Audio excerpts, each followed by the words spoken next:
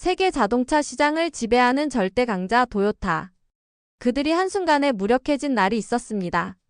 신차 발표회 직전 핵심 부품 전량이 불합격 판정을 받았거든요.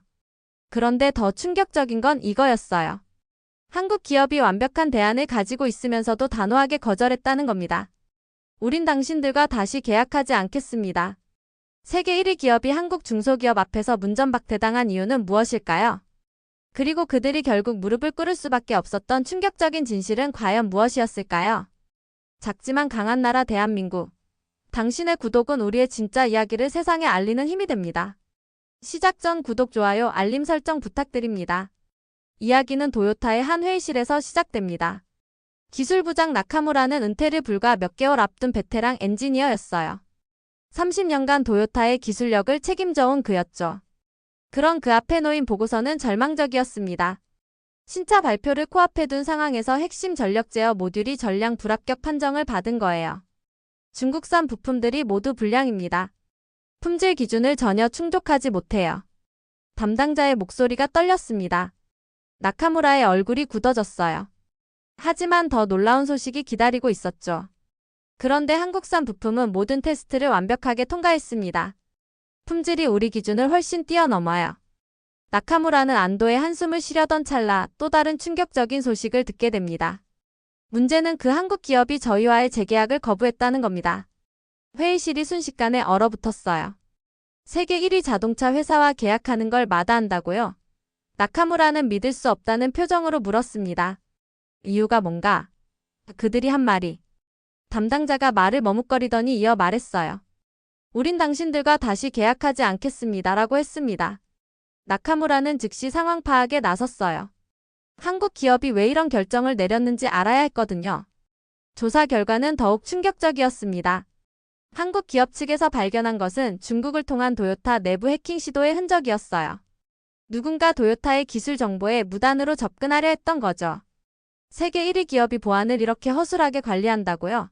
한국 기업 대표의 목소리엔 실망감이 가득했어요. 나카무라는 그제야 깨달았습니다. 이건 단순한 부품 공급 문제가 아니라 신뢰의 문제였다는 걸 말이에요. 한국 기업은 계속해서 말했습니다. 저희는 기술 보안을 생명처럼 여깁니다. 하지만 당신들의 시스템을 통해 저희 기술이 유출될 위험을 감수할 수 없어요. 나카무라는 가슴이 철렁 내려앉는 걸 느꼈어요. 30년간 쌓아온 도요타의 명성이 한순간에 흔들리고 있었거든요. 문제는 기술력이 아니라 배신의 그림자였던 겁니다. 도요타 임원진은 긴급회의를 소집했어요. 세계 1위 기업이 한국 중소기업 앞에서 굴욕을 당할 순 없다는 목소리가 높아졌죠. 하지만 나카무라는 현실을 직시했습니다. 신차 발표까지 시간이 얼마 남지 않았고 대안도 없었거든요. 자존심을 내려놓고라도 다시 협상해 봅시다. 나카무라의 제안에 임원들이 발끈했어요. 세계 1위가 무릎을 꿇으라는 말인가? 하지만 나카무라는 단호했습니다. 자존심으로는 회사를 구할 수 없어요. 이건 생존의 문제입니다. 마침내 도요타 측에서 한국 기업의 조건부 협력 제안을 했어요. 우리가 보안 시스템을 완전히 재정비하겠습니다. 그러니 다시 한번 기회를 주십시오. 하지만 한국 기업 대표의 반응은 냉담했어요. 서류를 책상에 놓으며 이렇게 말했거든요. 세계 1위라고 자부하셨지만 솔직히 말해서 당신들은 파트너가 아니라 위험 요소였을 뿐입니다. 한국 기업은 더욱 파격적인 조건을 제시했어요. 모든 품질 데이터를 저희가 직접 검증하겠습니다. 그리고 보안 감사도 저희 기준에 따라 진행할 겁니다. 도요타 임원진은 폭발했죠. 세계 1위 기업이 이제 한국 중소기업 밑에서 시험을 받으라는 건가? 나카무라는 혼자서 이 모든 압박을 견뎌야 했어요. 회사 내부에선 굴욕적인 협상을 중단하라는 목소리가 높아졌거든요. 하지만 그는 알고 있었어요. 이 위기를 넘기지 못하면 도요타의 미래도 없다는 걸 말이죠. 굴욕을 견뎌야 살 수 있습니다. 이건 더 이상 기술의 문제가 아니라 생존의 문제예요. 나카무라의 목소리에는 절박함이 배어 있었어요. 그는 평생을 바쳐 일한 회사를 구하기 위해 자존심을 버리기로 했습니다. 하지만 정작 어려운 건 한국 기업을 설득하는 일이었어요. 그들의 신뢰를 다시 얻는 것 말이죠.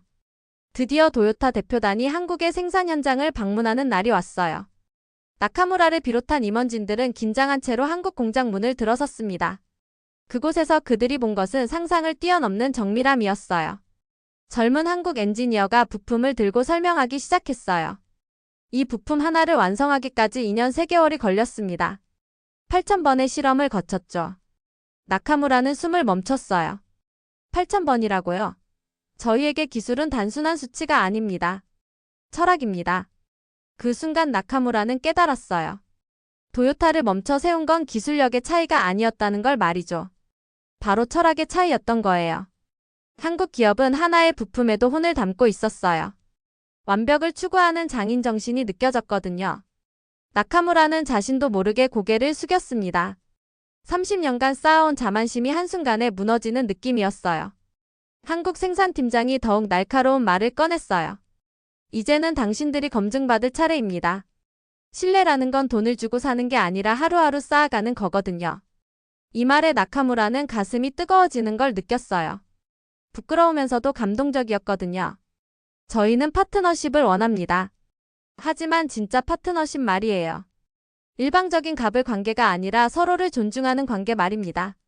한국 기업 대표의 말에 나카무라는 울컥했어요. 지금까지 도요타가 얼마나 오만했는지 깨달았거든요. 결국 나카무라는 굴욕을 감수하고 새로운 계약서에 서명했어요. 조건은 파격적이었죠. 도요타가 모든 품질 기준을 한국 기업의 검증을 받아야 한다는 내용이었거든요. 하지만 나카무라는 더 이상 굴욕으로 느끼지 않았어요. 오히려 새로운 시작이라고 생각했거든요. 공동연구소 설립 발표회가 열렸어요. 이름은 품질혁신연구소 1호였죠. 일본 언론들이 일제히 보도했습니다. 세계 1위 도요타 한국 앞에 무릎 꿇다라는 헤드라인이 신문 일면을 장식했어요. 도요타 내부에서는 반발이 일었어요. 세계 1위의 명예에 먹칠을 했다는 비난이 쏟아졌거든요.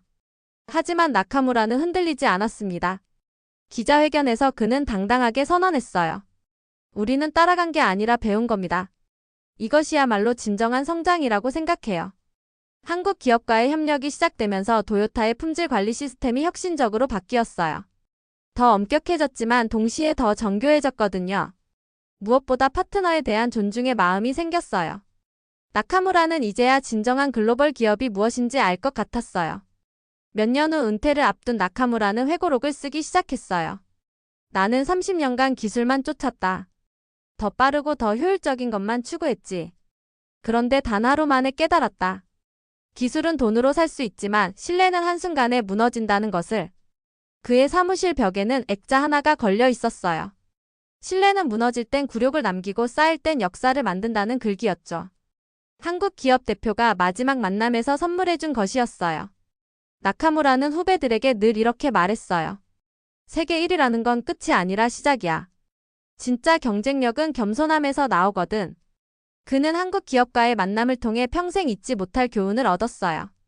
진정한 강함이란 남을 짓밟는 게 아니라 함께 성장하는 것이라는 걸 말이죠. 이렇게 해서 세계 1위 도요타가 한국 기업 앞에 무릎을 꿇은 진짜 이야기가 끝났습니다. 단순히 기술력의 문제가 아니라 신뢰와 철학의 문제였던 거죠. 때로는 굴욕적으로 보이는 선택이 오히려 더 큰 성장을 가져다 주기도 해요. 나카무라처럼 겸손함을 배우고 진정한 파트너십이 무엇인지 깨달을 때 비로소 진짜 강해질 수 있는 거 아닐까요? 작지만 강한 나라 대한민국. 당신의 구독은 우리의 진짜 이야기를 세상에 알리는 힘이 됩니다. 다음 감동시라도 궁금하시다면 구독, 좋아요, 알림 설정 잊지 마세요.